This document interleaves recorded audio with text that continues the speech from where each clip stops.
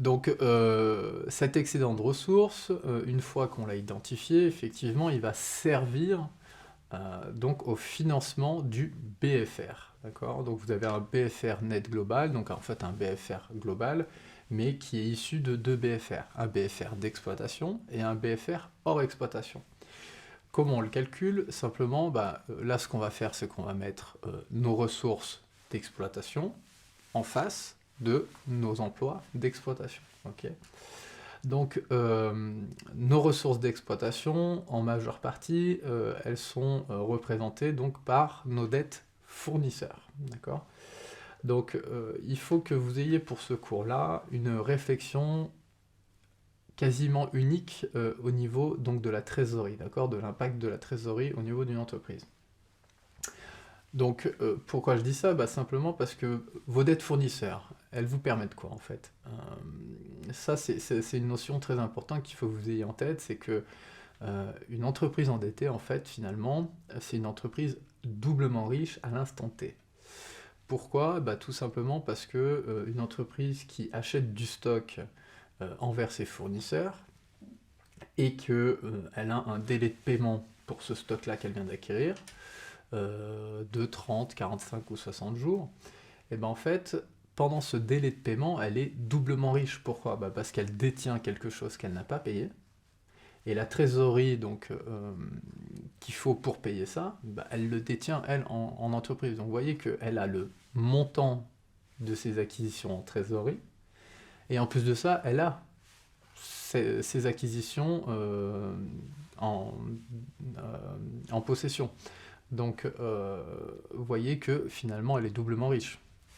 Parce que c'est comme si vous achetez un ordinateur et qu'on vous dit que vous le payez que dans 60 jours, pendant 60 jours, vous êtes doublement riche. Parce que vous avez un ordinateur et la trésorerie pour l'avoir, vous ne l'avez pas encore dépensé. Donc ça c'est une notion très importante et c'est sur ça qu'il va falloir en fait que le chef d'entreprise pilote aussi effectivement en fait son entreprise, simplement parce que c'est la vie du cash et comment il maîtrise son cash, voyez, comment il maîtrise ces flux-là. Donc ça, c'est la première partie au niveau des ressources. Après, au niveau des emplois, qu'est-ce qu'il y a? Au niveau des emplois d'exploitation. Au niveau des emplois d'exploitation, c'est votre actif circulant, hein, si vous voulez. Donc on va retrouver effectivement les créances clients.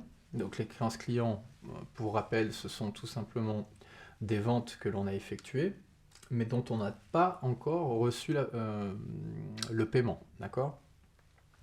Donc c'est l'inverse du fonctionnement que l'on a, nous, au niveau de nos fournisseurs. Vous avez donc les créances clients et vous avez aussi le stock. Donc ce qu'il faut que vous ayez en tête, c'est que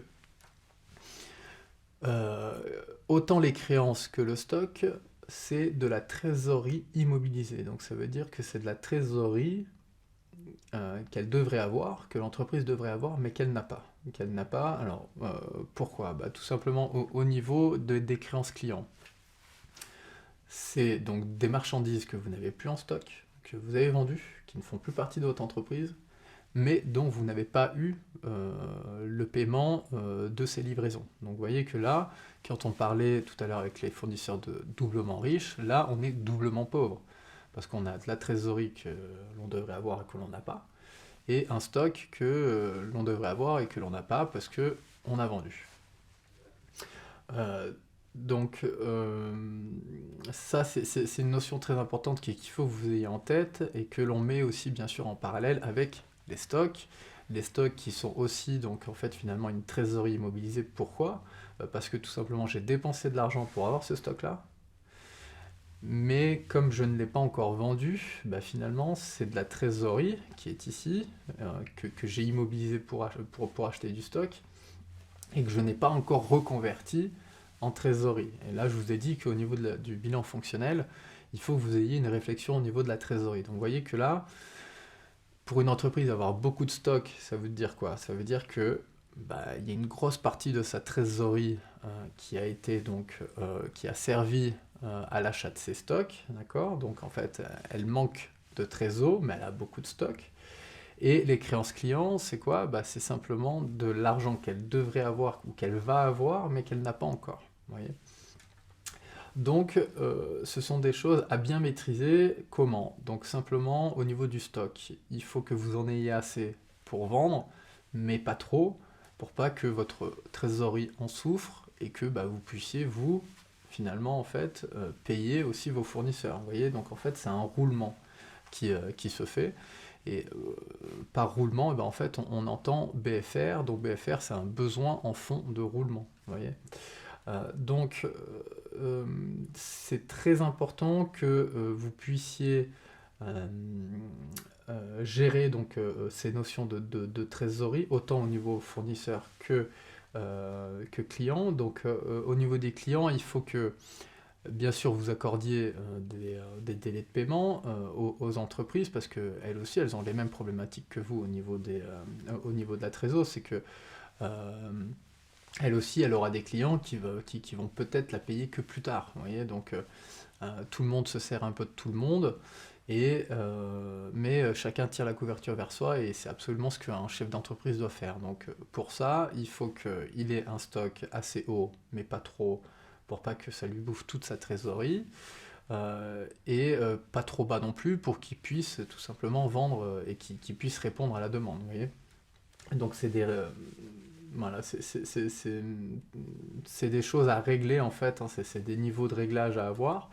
Donc au niveau des créances clients, sachez que par exemple, imaginons vous avez 20 000 euros de créances clients avec un délai de paiement accordé au client de 60 jours, et ben si vous réduisez ce délai de paiement à 30 jours, vous n'avez plus 20 000 euros de créances clients, mais vous avez 10 000.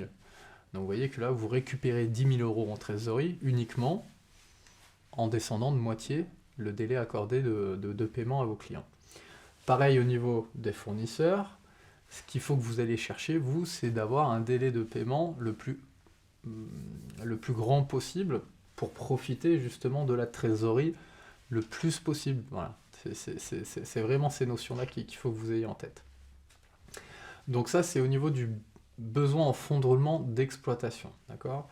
Donc, comment il se calcule? Eh ben, on fait emploi moins ressources, alors que quand on avait calculé le fonds de roulement, c'était ressources stables moins emploi stable. Là, ça va être emploi moins ressources.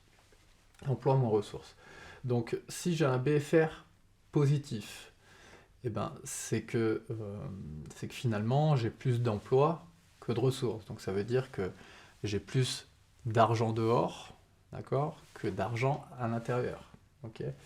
Alors, l'argent dehors, eh ben, en fait, c'est quoi? Bah, c'est mes créances clients et c'est mes stocks, d'accord? Donc, c'est de l'argent que je dois convertir, d'accord? Et donc, si j'ai plus d'emplois que de ressources, eh ben, finalement, ça veut dire que dans ma gestion de mon fonds de roulement, eh ben, j'ai besoin d'une certaine trésorerie pour pouvoir faire mon fonds de roulement totalement, vous voyez?